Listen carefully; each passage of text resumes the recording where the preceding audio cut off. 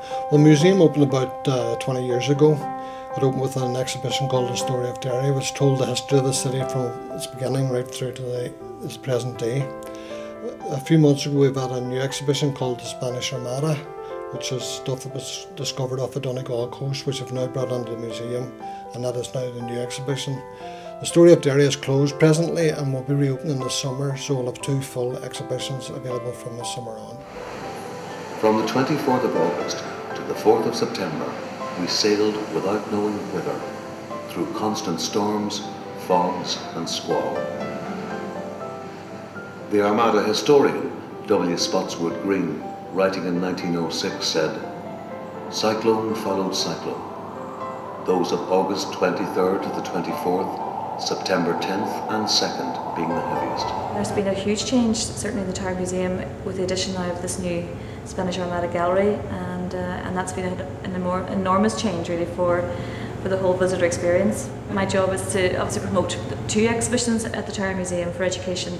So the Story of Derry, obviously, which will reopen later on this year, will be the main focus probably for the visitor because it tells the story of the city. But this new Armada gallery here tells us a very different story. And so from an education point of view, we now have 2 very different but complementary exhibitions to promote to schools and obviously to a general kind of wider audience as well. This museum is seen specifically with the Spanish Armada in Ireland. Very interactive, there's lots of audio visuals and there's lots of beautiful stuff that have been held by the Ulster Museum in Belfast. As you walk from the top here, where we get a great panoramic view of the surrounding city, right all the way down to the different floors, the different levels. There's interactive, there's hands-on touch screen, and they get lots of information. For any kids that is doing that particular period in history in 16th century, 1588, of course, the Spanish Armada, it incorporates Spanish history, English history, and of course, Irish history. So they're getting a lot out of this museum here. The gunfire drew the attention of around 200 Queen Elizabeth's troops from Burke Castle. For the next 48 hours, the 2 forces faced each other in a standoff.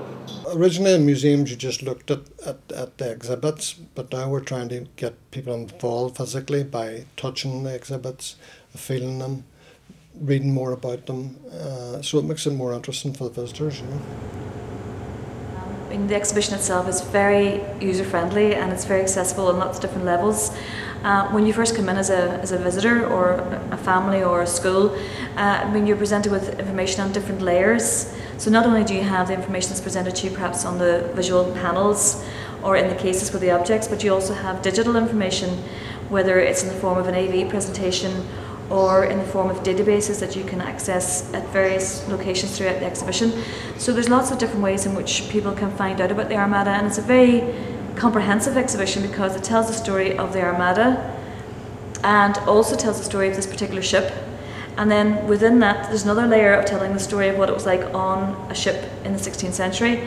And yet another layer is telling us what it was like to be an underwater archaeologist and how you actually got those objects from the seabed into the museum today. So I think it's very interesting for the visitor, and because it's a story that has a local connection because of the City of Derry Sub Aqua Club, it's interesting, but it also has a wider kind of international appeal as well, which makes it even more interesting maybe for general tourists to the city.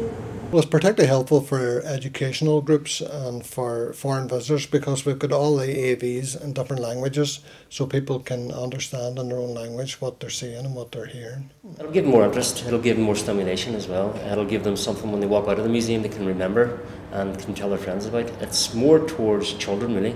So adults tend to be frightened of technology, whereas children tend to jump in at the deep end and do what they can and get really involved. So it should interest the children. If you get the children interested, you get the parents to come in with them. Absolutely. I mean, we've got a floor of interactives, which is helping a lot. Kids can go out and actually get involved, physically involved in the different exhibits there, you know.